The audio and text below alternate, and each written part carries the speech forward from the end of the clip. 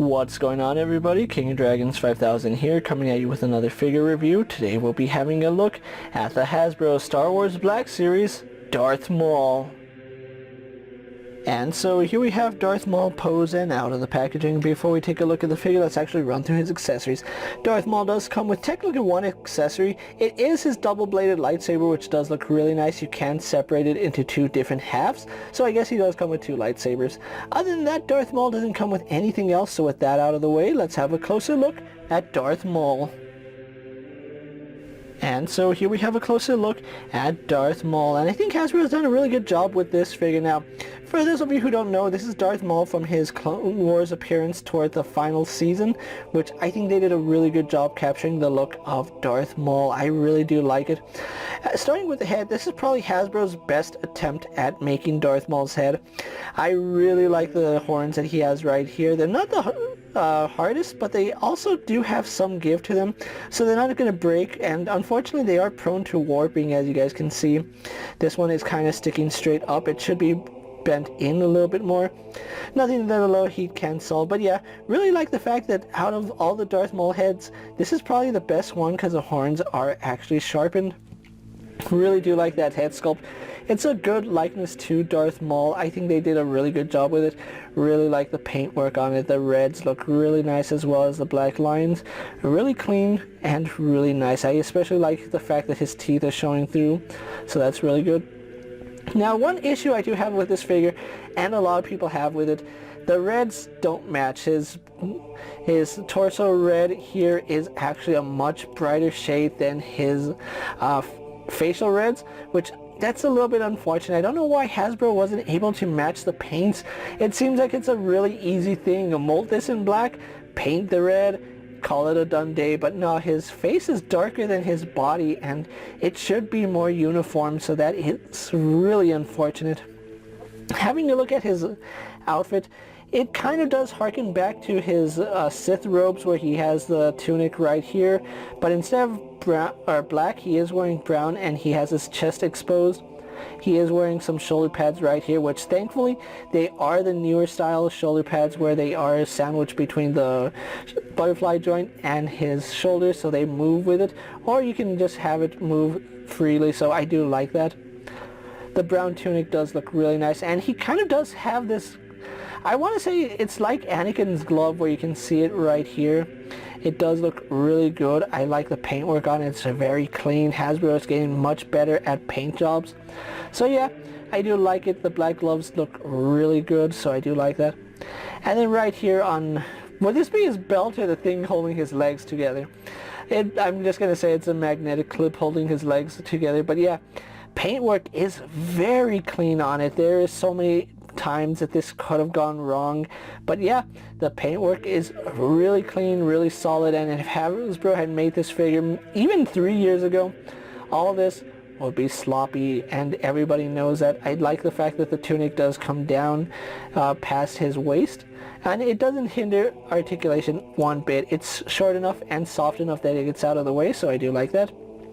He does have pockets right here on his pants, which is a little bit surprising because you won't expect Darth Maul to even have pockets. The brown pants do look good. And then of course we do have his cybernetic legs right here, where they do have two different colors. We do have just your regular gunmetal here, and then a darker shade of gunmetal right there. Really nice detail that they didn't have to put in the legs, but thankfully they did. So it looks really good, and of course he's not going to have actual feet because he's just half the man he used to be, pretty much. So yeah, I really do like this, although I feel, there we go, this rotation was a little bit stuck, as you can see it was at that angle, but I did get it to pop loose. So yeah, really do like the overall design of Darth Maul. Even though Clone Wars isn't my favorite Star Wars media, I still like how Darth Maul came out. So with that out of the way, guys, let's actually get Darth Maul posed and compare to other figures you may have in your collection. Here we have Darth Maul posed next to a Marvel Legends Cyclops and a DC Multiverse Superman. Here we have Darth Maul posed next to a WWE Elite Scale figure and a Mezco 1/12 Collective Popeye the Sailor Man. Here we have Darth Maul posed next to a Lightning Collection White Range and a Star Wars Black Series Mandalorian. And for one final comparison, here we do have the Clone Wars Darth Maul pose next to the Archive Edition Darth Maul. So with the comparisons out of the way, let's actually have a look at Darth Maul's articulation. Darth Maul does have a ball joint at the head, so he can look up really nicely. He can look down, can tilt his head side to side really well, as well as turn left and right. Then we do have a secondary ball joint here at the neck, so he can look back quite a bit. I do like that. And then he can look down really nicely, and we get some really good head tilt because of those two joints. He does have a butterfly joint, which does pivot forward and back. Goes out to the side to about right there, so we can get Darth Maul in several T-poses. It does go all the way around and not at all hindered by anything. No bicep swivel, but we do have a single bend here at the elbow, giving us much better than 90 degrees, so I do like that. It also does rotate.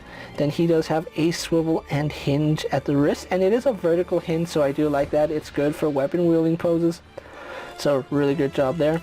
He does have a mid-torso cut right here, and that does provide some forward and back movement and some slight rotation and very little pivot. Then we do have another waist joint right here, which I believe it's a ball joint.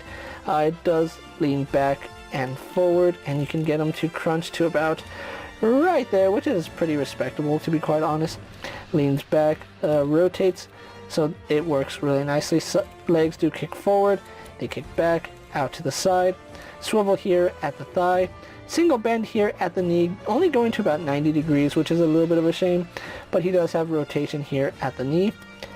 No boot swivel or ankle swivel, but we do have a hinge in the ankle that goes back and forward, and then of course forward facing pin for rocker ankle.